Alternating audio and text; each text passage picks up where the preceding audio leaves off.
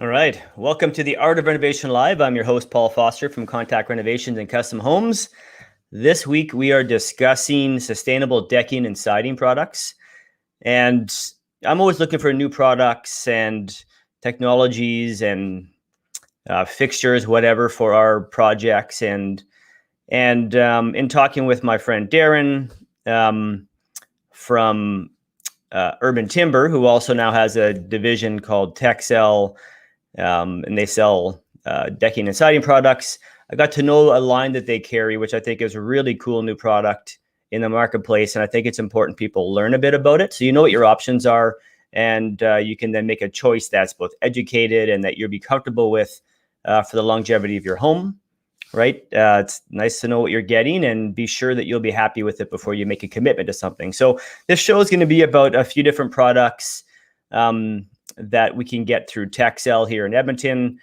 And we'll show examples of how it can be used and show some variety in regards to how your space can look and feel and what to expect from it. So I'm going to bring Darren on the show here. All right. Hey, Darren. Hey, Paul. All right. Thanks for joining. Is that a Glenn Ronald? It is. Wow. It is. That is big time. Yeah. Well, you know what? Glenn's such a good guy. My office is full of it. This is actually the smallest one I have. I actually paid for that one. All the big stuff is like him loaning it out as kind of gallery style in my office. So he's done wonderful things like that for us too at Urban Timber. We've actually sold a couple of his pieces in there. I don't know. The guy's brilliant. Love him. Yeah, so. Absolutely. I would agree. Top notch. We got a hello from Alicia Wheeler. Hey, Alicia. Anyhow, so tell me a bit about Texel, how it started. I know, well, we know you really well because of Urban Timber and the products and, the stuff you offer there. But tell me about Texel and what attracted you to the lines that you're carrying there now. And then we'll talk a bit about those products in detail here in a minute.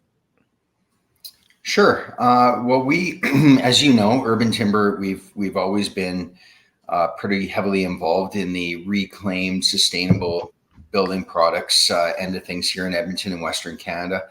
And when we had the opportunity, I think it was about 9 years ago, we started carrying Shou band, which is the charred wood finish siding. And that kind of just grew. I mean, we had a lot of success with it. It's a fantastic product. It still is. And as we kind of moved along that process and evolved as a company, we found different types of wood from around the world that was offering, some outrageous warranties. The sustainability factor on them was amazing. And the performance, that was probably the biggest thing, was how well they worked in our climate. So with that, we brought in a couple different types of wood, and we decided to break off from Urban Timber. We still carry Shou band through Urban Timber, but we kind of felt like it was becoming confusing for our clients. Is Urban Timber building me reclaimed countertops? Or is Urban Timber building me a deck? So it just became especially on our social media and our website, we had like 400 things going on. So we broke off and branded it as Texel, and we're still we actually just moved facilities into a larger facility to accommodate that. So we have our Urban Timber side, which is, all of our beautiful reclaimed wood, your countertops, your custom tables. And then we've got our Texel division, which is the Shou band, the Abodo, and the Aqua wood siding and decking. Absolutely. So look, if you're into wood, you've got to check out Urban Timber /Texel. I mean, it's just kind of one of those things. You go in there, look around, and man, there's so many pieces in there I fall in love with when I walk through your facility. And I saw that table, like sneak peek at something you were building for a client. And it just amazes me, the stuff that you're putting out. And, furniture aside, talking more about these siding and decking products, again, these are products that really stand out to me as like top-notch kind of a game changer when it comes to options to finish your house and have them both look unique and also potentially be almost maintenance free depending on what kind of look you're going for, right? So um, and again, as per the theme of today's show, these are sustainable products, and we'll explain more throughout the show as to why and how we would categorize them as such, right? But um, so we're not going to talk too much about all of the products available in the marketplace today. Really specifically, I want to get into these lines that Texel carries because it's something I think not enough people know about it here locally in Edmonton. And everyone thinks you're building a deck. Oh, it's got to be pressure treated lumber. Your only other wood option is cedar. And then you have PVC and composite. There's some other woods out there now that are becoming more widely known in the marketplace, but I don't think people really understand their options. And I really like this product, well, these products that we'll talk about today, which is why I decided to do a show about them specifically. So in any case, as a surprise visit here, we're going to have Daniel from Abodo pop in at about the halfway point of the show. And he's actually, they own, that company. They're based out of New Zealand. So he's going to get up for us nice and early this morning. It'll be about 7 o'clock their time when they tune in, 7:30. And we'll talk to him directly and he'll join the call and give us some more background on their product. But in any case, so where should we start, Darren? You want to get into Shou Ben? Start with that. And we talk about how that's where it comes from, first of all, originally, and how it's evolved and is being used now in our market. I'll pull some pictures up in the meantime while you explain a bit more about Shou Ben so people understand what we're talking about, because some don't know about it yet. Yeah, I mean, Shou Ben is really, really, I want to say cool stuff, but it's not. It's hot stuff because it's there's maybe my dad joke of the day, I guess. But the process is centuries of years old. It was actually started in Japan, and it wasn't something that they did for aesthetics. They did it out of necessity, and they charred their wood. And it made it resistant against rot, insects, moisture, a whole bunch of things. And so they found that the stability of their wood after being charred and the longevity of their wood was basically outlasting the families that were living in these dwellings. Wow. So they started to continue the process even on a larger scale. And I mean, a small scale to what you and I think is large scale production through factories. But, there were groups of people that would actually take the timbers and they kind of put it into like a kind of a teepee is how they did it. They burnt it from the inside out. And by doing so, I'm sure they figured it out. But, with modern day science, we've found out that by charring the wood, it's actually changed the cell structure of the wood from the inside out. So it makes the wood a lot more stable in its environment, and it adds basically a layer of protection to the wood, especially on what you're seeing there, especially on the exterior side of the wood. It really helps with, like I said, weathering and rot and insects. Yeah, I think I got one of the, let's like here. We'll throw the colors now here, but there's the finished product. We'll come back to this picture in a minute here. So these are all Shou Ben. Correct me if I'm wrong. No, that one is Abodo. Oh, that's the one. So that one is, so that's what we call full gator. And that basically is how all of the wood starts off. Now, aesthetically, people love this and they'll use it on the interior and some exterior features of their house. But that's basically how the wood looks after it goes through the charring process.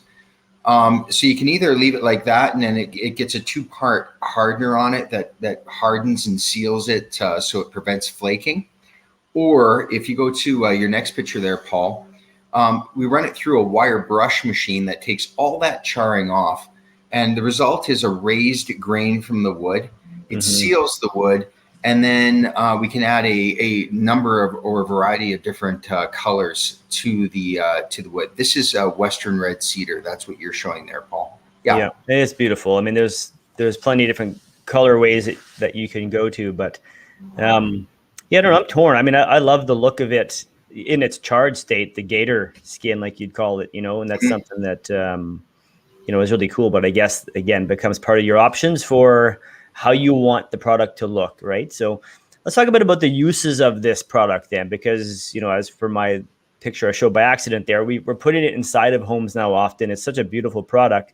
But let's talk a bit about what traditionally we would use it for, and then now what you see some of the new uses within the Shou band. I think it's funny, like when we introduced this product, 8-9 years ago, it was being used exclusively for exterior. And that's how it was being marketed into the North American market. And, it was something that I think people just thought would replace your traditional cedar siding, your longboard, your hardy board. But what we're finding now is, I would say it's about 70-30, where 70% of it is being used for exterior, 30% is being brought back into the interior. So designers and architects are having a lot of fun with this product. We just finished doing I think it was all the elevator, the outside of the elevators on each floor at the Stantec Tower downtown in Edmonton. And they actually took kind of a palette like you had there in your previous picture, and they mixed all of them together to create this wild pattern. So nice. Basically, architects, designers are finding a whole slew of ideas to come up with to use Shou band. Yeah, and it's beautiful stuff. And here, like, we used this recently on one of our bathroom projects, kind of as a wall treatment, also as a backsplash. And as a backsplash, it's great because it is water resistant, right? So, and it's such a beautiful product, and it makes it such a nice, rich finish. And here's the bathroom that it's in, right? So, traditionally we're going to see tile wall finishes. Maybe there's some wallpaper, but this is a really cool way to finish it that really stands out and gives it, really a nice touch. So here's another example of the product being used, and you can look at what it does to this entryway too, right? I mean, it's, it gives us a nice texture, beautiful pop of color, and then in combination here, I'm presuming I don't know actually what that product is, but it looks similar to like the Hardy panel, the gray blue product there. But right. Yeah, accents is key. I mean, we have done full houses in Shou band, but the majority of what people are doing accent walls either inside or on the exteriors of homes. So it doesn't have to be something where you have to do your entire house in wood. You can use some of these other panels that are available. They're gorgeous, architectural panels that are available, and then it plays off really well with any color, any style that you're after. Absolutely. All right, here I got a little video you sent me about some of the charring process, the way you guys do it, which is a bit different, I guess, than the traditional way of making the little teepee out of it or A-frame. And let's see if I can get this to pull up here. Hold on. Maybe it'll work. We'll see. There we go. Okay. So you're just using Tiger Torch. Just a Tiger Torch, yeah. This was a smaller project that we actually did for an interior design. So we were able to do this process at our facility. But basically, we're doing the charring there, and then on that one we did run it through the wire brush machine, and then coated it with a dark coating. And then the method is companies like, one company that we rep is called Renovation. They're out of Pennsylvania, and they're large scale Shou band. Like if you're doing, let's say, 10,000 square feet on a house, kind of their claim to fame is consistency. And so a lot of times you'll drive around town and you might see a house that it's like, oh, that's Shou band, and it is, but it looks blotchy or patchy, and that's kind of the downside of doing it if you're just using a handheld torch. Whereas the larger guys like Renovation, they actually have patented equipment that rolls it through and it chars everything evenly, so all the boards look consistent. Nice. I mean, that's a big deal too, right? Because maybe in a smaller space, it might not be as noticeable. If you have a Right. large wall or surface you're going to cover in that, if you see that patchiness, it can really look, it can, make that look lackluster, I suppose, in the end. And we see it not just with Shou band, like in different products in general. If you sometimes mix a dye lot and the colors don't fully match, you lose that consistency. It can stand out as sometimes awkward. So, I guess it depends on the person. And do you see many people doing like DIY Shou band nowadays and trying it out? Like, do people come to you and ask for advice about that? And what are your thoughts on just trying this at home? Yeah, I mean, people do ask us about it. I don't like, I think, again, on a smaller scale, if you want to do some DIY projects with Shou band, there's lots of videos that you can upload on YouTube to show you how to do it properly. It's, there is for sure, there's a bit of a science to it to get it just right. And then your coatings are important after that you're putting on to protect the wood. But yeah, there's a lot of people that have done, they picked up wood from us and we ask what they're doing with it. And they're like, yeah, we're going to do a small Shou band project. And yeah, we think that's really cool. You don't even really need to go and get a tiger torch at that point. If it's a small enough project, you can just use just a small propane acetylene torch that you can pick up at Canadian Tire. So yeah, true enough. I think it's good. Like, get out there and play, like get creative. I love when people try new things, and sometimes you get a wonderful end result. Sometimes you just learn something and you try it again, and you perfect the art along the way. So don't do it inside. That's the number one rule. That's right. It's an outside activity for sure. Yeah. No open buckets of flammable materials. That's right. And I'll show a few pictures here from the Renovation site here, so we can talk a bit about those as well. Give me a sec. Okay. Zoom in a bit on some of these things. So, so here it is, I guess. I can't really tell here. Is that kind of the gator skin finish you figure on that one? That is for sure gator. Yeah. That's okay. Full Matsu. I have a little piece of that here too. I can hold up as close as I can here to the camera. But yeah, there you go. Yeah. You can see the variation in it. Yeah, it's beautiful stuff, man. I love that. And that's done on sorry, that was done on Aqua, Paul. Oh yeah. Okay. Nice.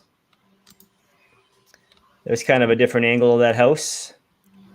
And I love the way they've done the windows here too, flush with the siding. No big gnarly brick mold or blocking capping, and smart trim or hardy trim around it. I like this subtle look of the way they've done this. Here's an interior application again where you can see it's done as a wall treatment and super rich. It's beautiful.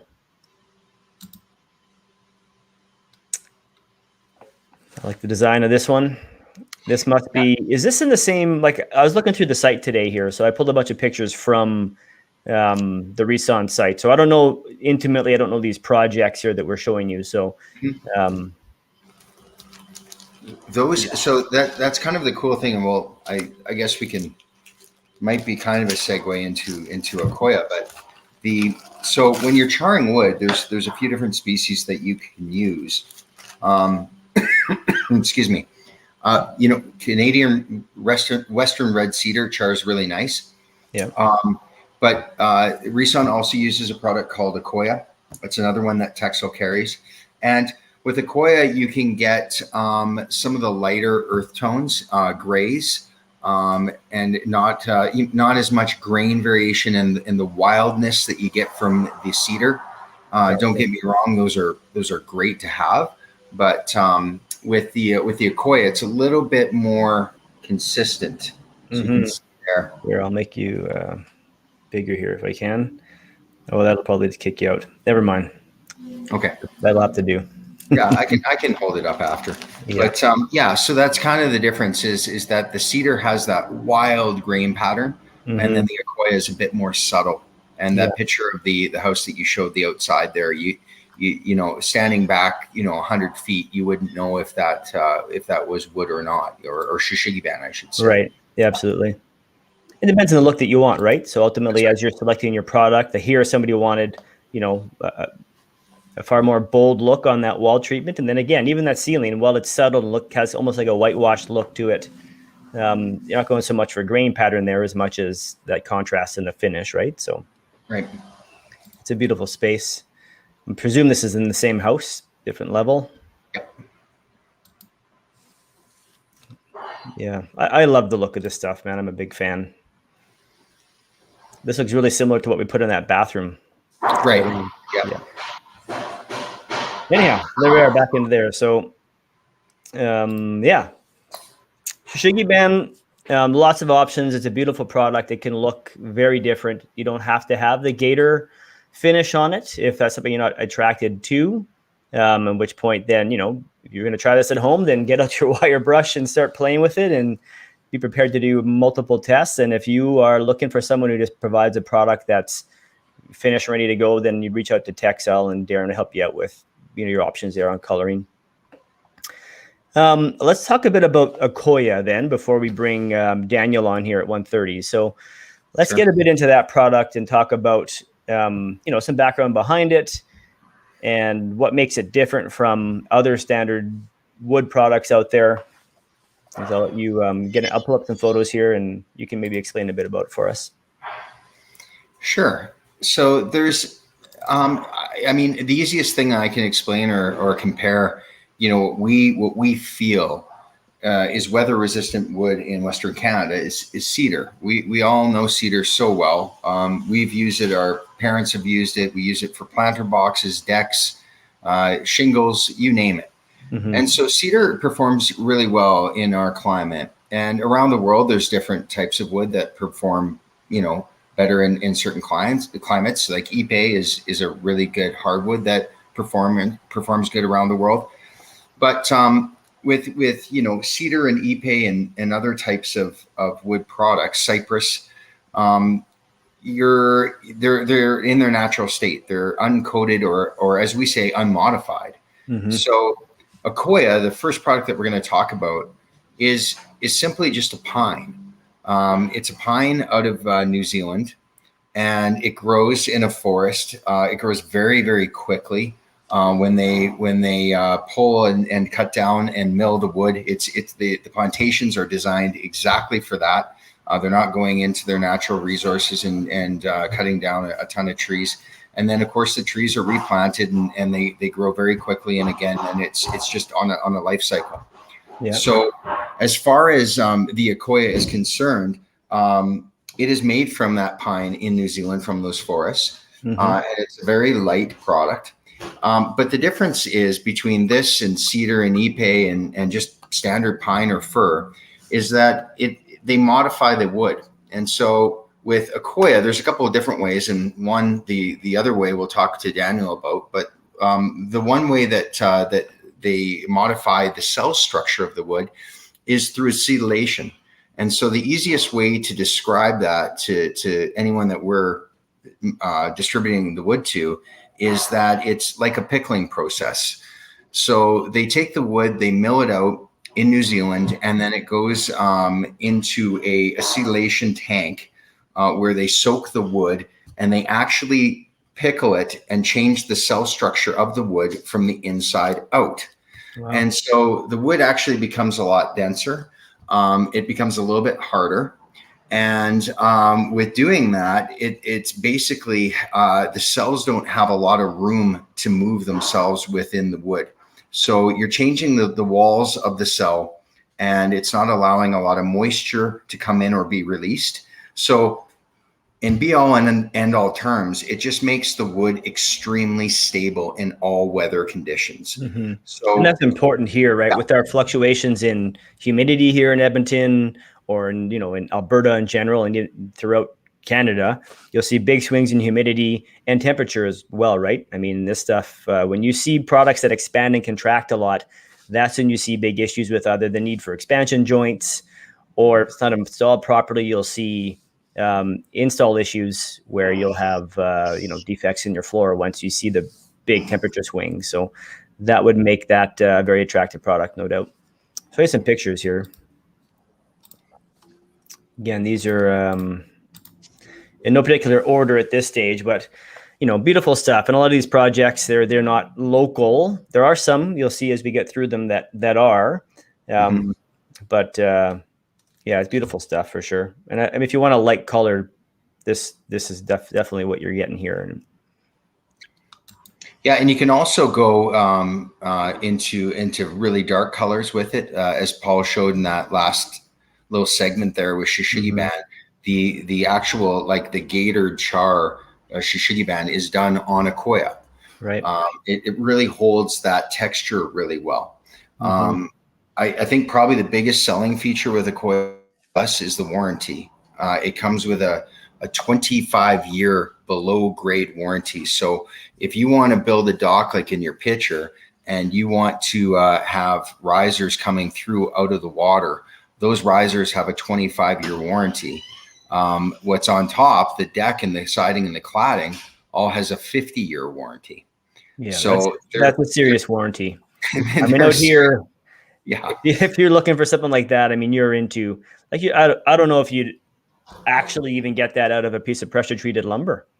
No. Right? Oh, never. So it's kind of one of those things where, as far as having something beautiful, this is like combining fashion and function to a T, right? So yeah, and I'm glad you mentioned pressure treated lumber. I guess so. The biggest difference between the two is that you're treating the lumber from the inside out when you're pressure treating, but you're not necessarily changing the cell structure of the wood itself. I mean, it does make it resistant to all sorts of water and rot, but it's also a chemically done process. And I wanted to mention that is done completely organically. Right. So there's not any harsh chemicals used in this whatsoever. And you don't have to, with Aqua, you do not have to stain it. You could leave it, cut ends, everything. You just throw it down as a deck or siding and you can leave it for the rest of its life. It literally is a zero maintenance product. Yeah, and that's awesome. And some people, like, we'll see it with cedar, right? Where some people just love the fact you can put the cedar deck on and leave it alone and it will gray and go back to its own, it'll weather in its own natural way. Some people though really want to continue to see, it hold a color, and that's where you see people beginning to stain and seal it. And that's totally your option. And the same would apply then, I presume, for the Aqua, and when we get into the Abodo as well, is, what are your expectations for how it's going to look? Maybe it's going to last 25 years, but if you're expecting it to look the same for 25 years, well, you'll have to, there'll be some maintenance ongoing that's going to be required for sure. Yeah, I think the biggest thing with Aqua and Abodo is the fact that your maintenance is relatively low. The movement of the wood is 75% less than cedar, than even cedar. And so when you look at, you can leave cedar untreated and it will turn gray. But you also see splitting and cracking and twisting and warping in cedar. When this weathers off to a really nice light gray, and then you don't get that checking or that cracking or that splitting that we see. So you're right, Paul. You can maintain it if you want it to look like the picture there. You probably have to maintain that every 5 years to allow it to look that blonde. But if you do want to weather off, you can have a lot of confidence knowing that and I get the other thing with the movement is that's where you see cracking and peeling and stains and clear coats is not because of the sun. It's because of the movement of the wood expanding and contracting, and then it basically flakes off your coating. So you won't see that with these products. Yeah, that's a great point, because in the end, like, a lot of people come to us and they want a zero maintenance product. So in the end, they go directly into a composite or a PVC. And with that, there's a compromise coming, right? And, I mean, it's manufactured to look a certain way. It's not natural. And so they're doing a better job now, making them look more like wood, absolutely. But still, some of them get very hot. Some are very slippery. Like, there's things to consider. So definitely do your homework, right, as far as what's available. So I can see that Daniel's standing by here. So we'll wrap up the Aqua conversation here, and then we'll get into Abodo, and I'll whack them all through some pictures here. And again, beautiful stuff. A lot of these homes, you can see these are not your average home, but it is a matter of choosing the right product to get the look that you want. and to perform the way that you expect it to, right? And we've seen clients before go and pick a product that they think they're going to love, not realizing A, how much work it might be to maintain, to continue having the look they want, or B, not really understanding what it's like for use. As far as, like, I have a composite decking on my balcony and I can't stand it, man. That thing is so slippery.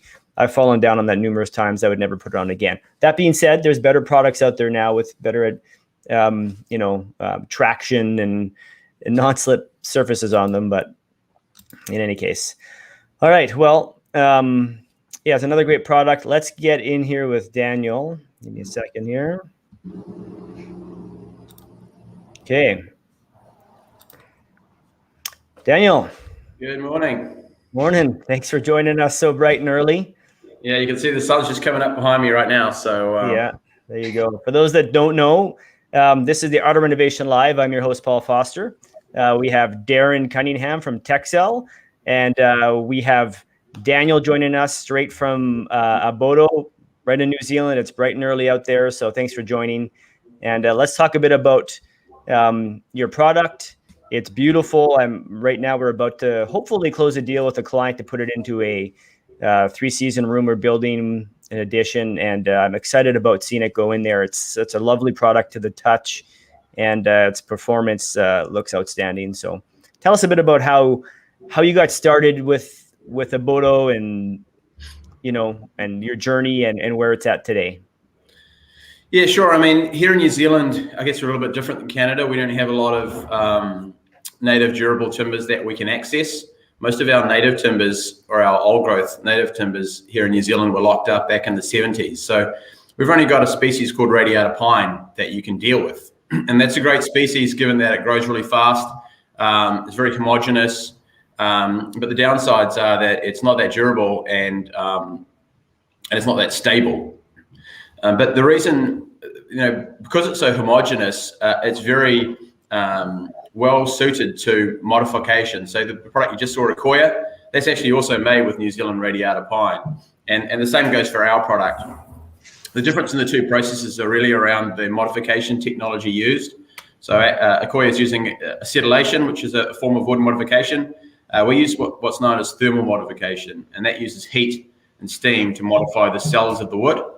Makes it more stable, more durable, and also gives it this chocolate brown color that's quite attractive. Mm-hmm. Absolutely. So I guess, Darren, why don't you tell us a bit about your attraction to the product? You're choosing to carry it here, and that's a commitment, right? You're then associating your name and your brand with a product line, and just curious to know how you guys met and where it how things all started, because this is exciting to me. I don't know. I'm interested to see how it's coming into my hometown, and hopefully we can see this in our homes throughout. And I'm always a fan of the backstory. Well, Daniel and I met in a bar in Saskatchewan. Isn't that That's not what I was expecting to hear. All right.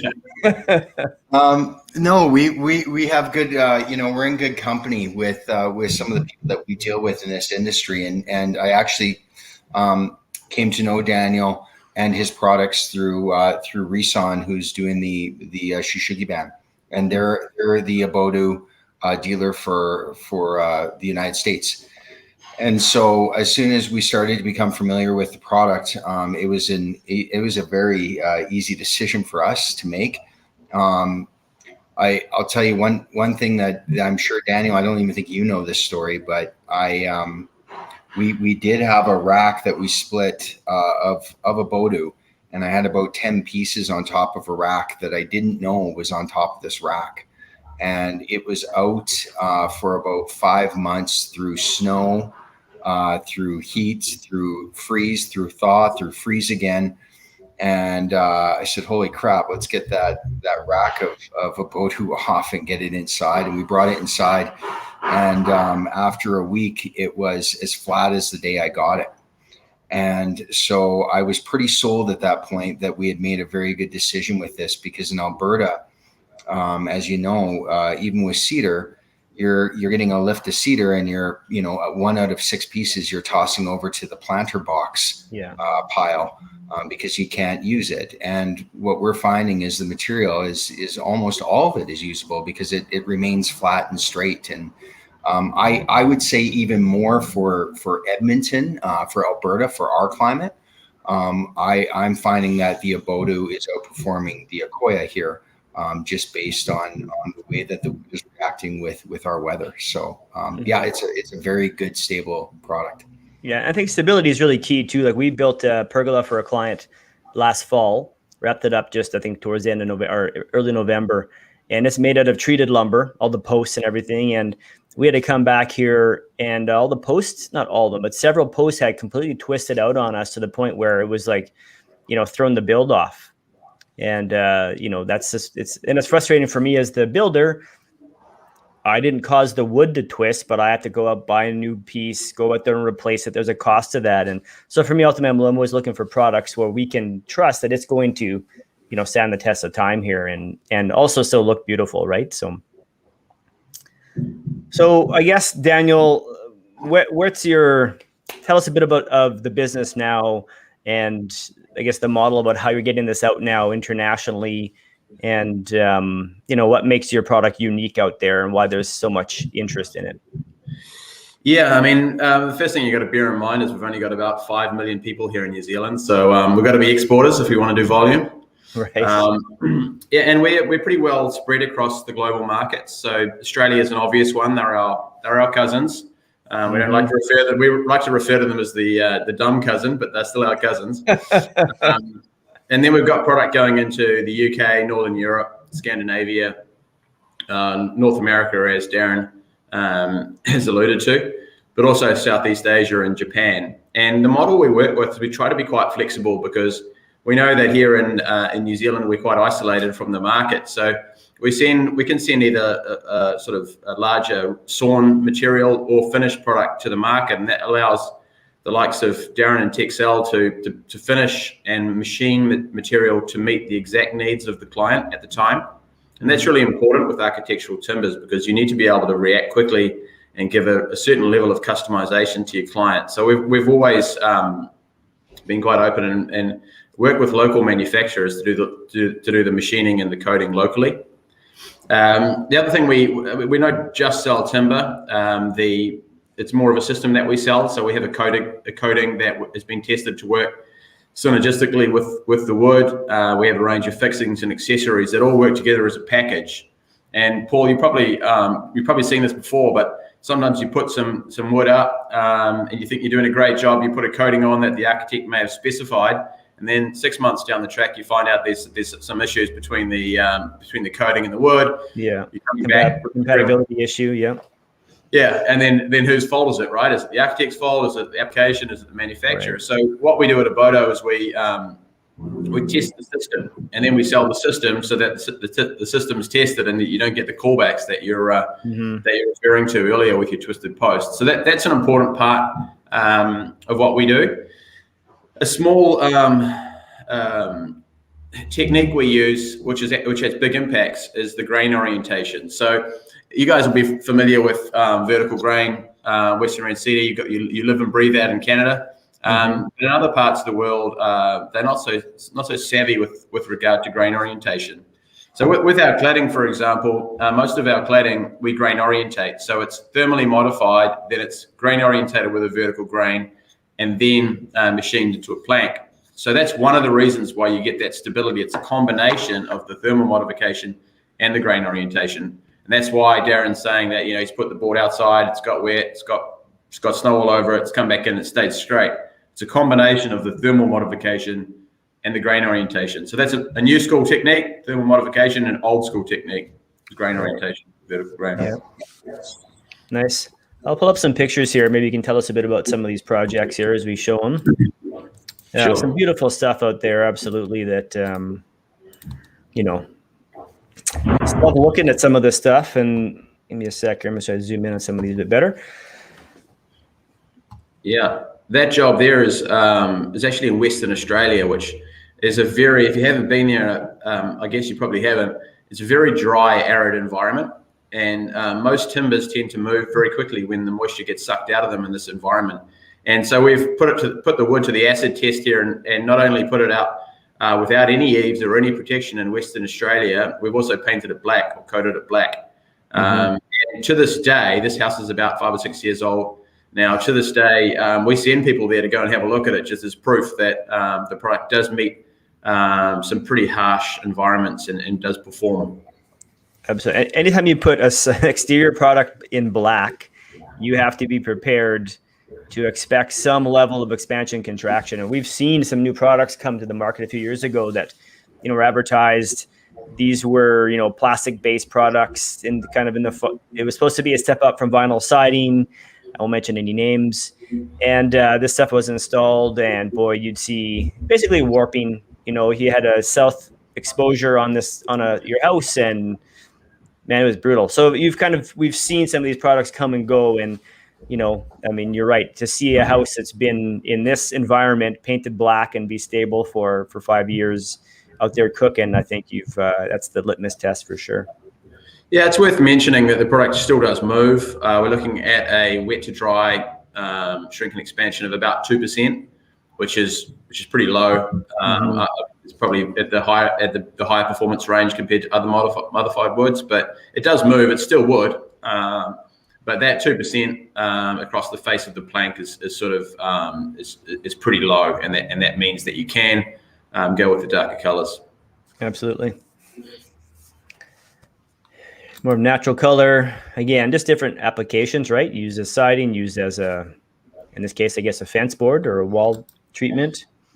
Yeah, Paul, it's just worth mentioning with some of these lighter colors is the wood itself is a chocolate brown color, but when it starts getting weather, and particularly if it's got like a gray pigmented coating on it, it will silver off very quickly and very evenly, and that's what you're seeing there. The day it goes up, the wood's going to be brownish due to the thermal modification, but it does silver off very evenly, and yeah, like I said, that's what you're seeing there. Darren, do you have one of those samples handy you can show us?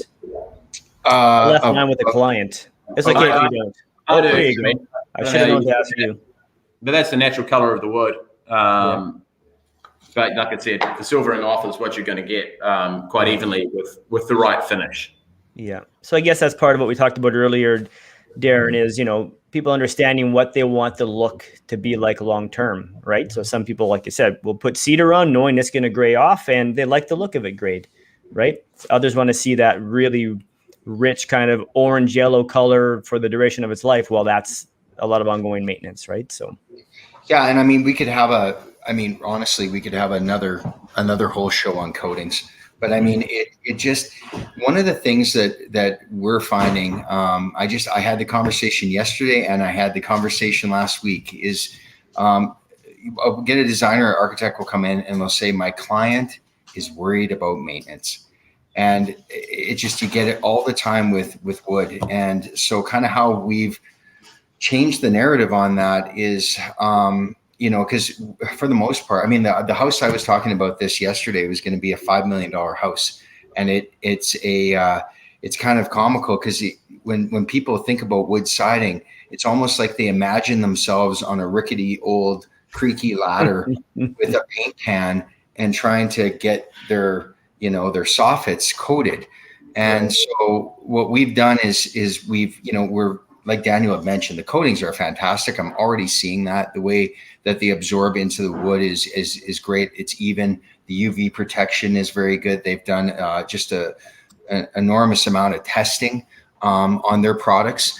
But we're also offering our clients with install a maintenance program where our certified coders come back 3 years and they go to the client, they take pictures of the house and they suggest, you know what, guys, maybe you do your south this year, your south facing wood this year. And then maybe over the next couple of years, we'll come back and do your north face. We've got all the approved Abodo stains. We're used to using them, and basically here's your price. And every time that we've floated that across, the response has been really, really positive because it just, I'm not a roofer, but if a roofing company installed a roof on my house and said in 2 years we'll come back and make sure everything looks great, and if it doesn't, we'll fix it. That's the company I'm going to go with. So yeah, that's a great idea, actually. Definitely. And, I mean, just make sure for you, right? It's a project in your portfolio. You want it to look beautiful and perform well. And that's going to be a way to make sure that the client stays happy. And, it shows the care that goes behind and the service that goes into the sale and the install of it. Mm-hmm. And the other thing I'll mention just with the Abodo is the more that it weathers off over time, the grain from like Daniel was saying, from the vertical grain lamination actually pulls through the wood. So they've got some really good resources on their website that show weathering over the course of a year and a half, and how the wood would look with each color that they provide. So it's a really nice resource that we have for our clients too. Mm-hmm. Nice. We don't see too many of these shots here that show our climate necessarily, at least not in the winter months. What are your thoughts and comments on, dealing with snow and ice on this product and cleaning it and shoveling and all that stuff? Because it is pine, it's relatively soft, right? Yeah. But it's been modified now, and I think it's just a matter of, is extra care needed, a level of awareness, or what are your thoughts? I mean, in terms of the environment that we're dealing with, and you're dealing with in Canada, we don't have, it doesn't get as cold here in New Zealand, and it's really only the Nordic countries and potentially northern Scotland that get a similar sort of weather. Mm-hmm. But the product does lend itself to colder environments, and we've actually done here in New Zealand. I don't know if you got a photo of it there, but we've built a cabin at the highest altitude Alpine road in New Zealand, and it does snow, and it's a full rain screen. I'll see if I can dig it up. If I have that one, and I can probably bring it up and maybe get my screen in a cabin. But so we've actually built the roof out of the Abodo as well, which certainly means that we can test. It's won a whole lot of architectural awards. I mean, I'll share my screen with you if I can.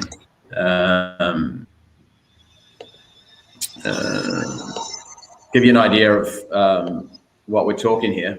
And you're putting it on the roof, so I think you've got some confidence in the product.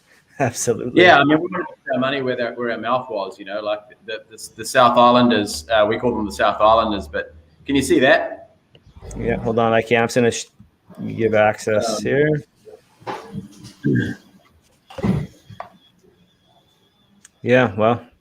Yeah, so we wanted to, so that's a rain screen roof. It's getting hammered every day. This environment, it's not as cold as Canada, but snows, and it gets sort of 30, 40 degrees centigrade in summer. Mm-hmm. And the idea was that we would build this and showcase it for the locals who seem to think that the product was unproven in alpine environments. Oh, so, yeah. Like I said, we built this as a showcase. People can drive by and have a look at it whenever they want, and I'm sure we'll have some beautiful showcases coming from Canada too. Mm-hmm. Same sort of. Absolutely. Well, thanks for sharing. Appreciate that. No worries. Okay, let's see here. Let's talk a bit about the decking product. And I'm in design right now on a project with the client, and we've been talking with Darren a bit about using the Abodo on the deck. And what the client wants is, we're building, it's an addition. We're calling it an unheated addition. There's going to be a wood stove in there, and they want the same flooring product inside the addition as they have on the wraparound deck behind it. And it's something that we've been looking at, what products can handle that temperature swing, because in the middle of winter, when they fire up the wood stove, it's going to be pumping heat in there. But then the minute they extinguish that and head inside, it's going to drop in temperature back down to, shouldn't get below zero in there, but, and that's a big temperature swing. And, they're also looking for a product that ideally we have no joints, like no gaps between the boards on the interior surface, whereas then we have a standard deck, spacing on the exterior. So that's where Darren suggested your product, and, I'm excited about it. The client really seems to be a fan so far. It's just a matter of making sure that it's the slipper fits the foot, so to speak, on this one, right? So yeah, what are your thoughts on that application? Well, I mean, the first thing to mention, and you mentioned already, it is a softer timber. So similar to, it's harder than Western red cedar, but it is a softer timber, so it doesn't wear as well as a hardwood potentially. But stability it's certainly got. And as long as you keep that sort of 6 to 8 millimeter gap between the boards, that'll give the wood enough room to move between the heat and the dry. Sorry, the dry and the wet. Yeah. So that spacing thing is the main issue. If you butt them up real tight together, you will end up having some sort of issue, probably water pooling on the surface. But if you go with the 6 to 8 millimeter gap, you'll have the wood will perform quite well. I think you'll find. Yeah, we'll have to look at that because we plan on the exterior to have the gap, but we're trying to find a product that ultimately can be mounted pretty tight together on the inside with a minimal gap, just to give that look of the hardwood, because it's being installed basically like a finished home assembly where it's getting installed on top of a plywood subfloor. Yeah, so if it's not going to get wet, you can do that. If it's going to get wet, it needs the ability to move, like pretty much like any wood. So in a fully protected area where it's not going to get rained on, you'll be able to go with a tight joint. But as I said, if it's in an area where it's going to get wet, it's going to need room to move. Yeah, they'll only spill beer on this floor. I was actually looking, Daniel, at maybe doing a TNG application out of raw stock for the interior. Yeah, that might work. It's a pretty stable product in that regard. It's just particularly in the decking, if it does get wet, it needs somewhere to go. If it doesn't have somewhere to go, then you're either going to get moisture pooling on the surface when it's raining, or shrinking expansion. So yeah, just plan for that. If it's going to get wet, plan for the movement. If it's not going to get wet, it's less of a problem. Yeah, we're good. It won't get wet, other than the occasional beer, I'm sure. But yeah, no, it's a beautiful product, and again, it's like even to touch it, it's just got such a nice, rich. I don't know how to describe it. Stop by TechCell, everyone, and check out a sample. It's some baby bottom smooth. This stuff, it's something special for sure. If anybody has any questions, fire away. You guys, thanks so much. I mean, it's 1:52. We try to wrap up around 2:00 if we can. So that way the show is a bit easier to share across platforms that have a limit on its timing. So Daniel, thanks so much for tuning in from across the other side of the planet here. Pleasure. And, I want to tell you, man, it's a balmy 35 degrees here today. And I saw that you're only getting up to about 13. So yeah. I made the mistake of riding my bike in this morning. It was about 4 or 5 degrees, which is cold for us. Oh yeah. So it's humid out there too. It's chilly. I don't know if you can see it, but it's about 30 degrees in my studio right now. Oh, beautiful. I'm like waiting for a bee to sweat to break free here, but. Yeah, I think we're going to break records in the next 2 to 3 days here. I think they said that we're going to break a couple of records at 37, 38 degrees. So, but we also get to minus 37. Right? Yeah, right. Yeah. So, and in Alberta, that could be next week. You never know. Yeah, that's right. Yeah. Well, thanks so much, Daniel. Really. Cheers. Appreciate it.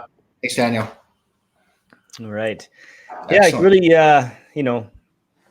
Nice guy, great product for sure. I'm excited to see what you guys can do with it here, and hopefully I can start to use it on a regular basis, because I think really, you look at the project photos, and obviously these are beautiful homes, but I think I'll put a few more pictures up here before we end the show, because there's some stuff I really think people should take a look at as far as,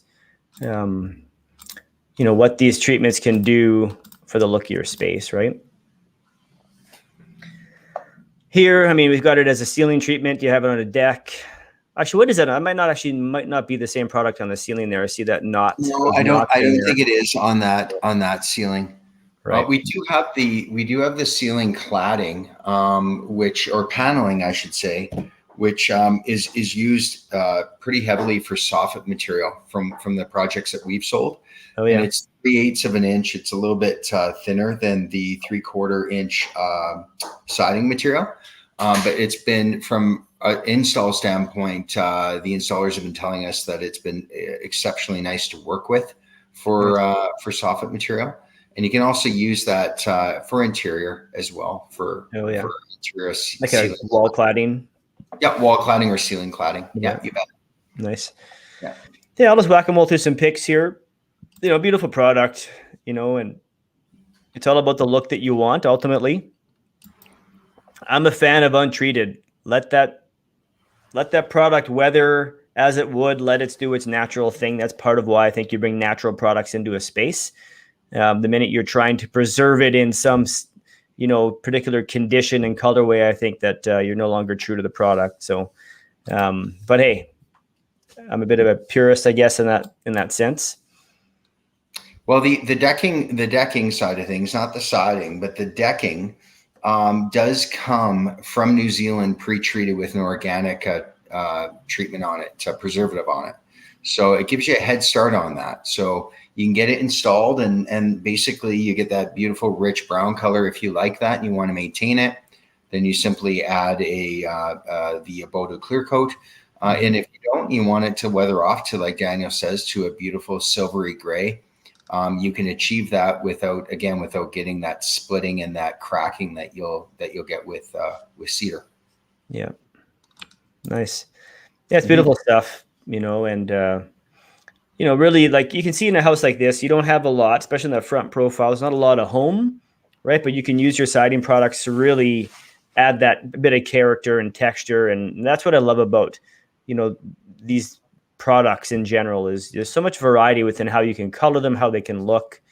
It's so much nicer than the look of on a siding product, a vinyl siding. Every outside corner joint's got an outside 90 on it, and it just really takes away from the overall appearance, right? So this certainly brings some different options, right? The board and batten look again.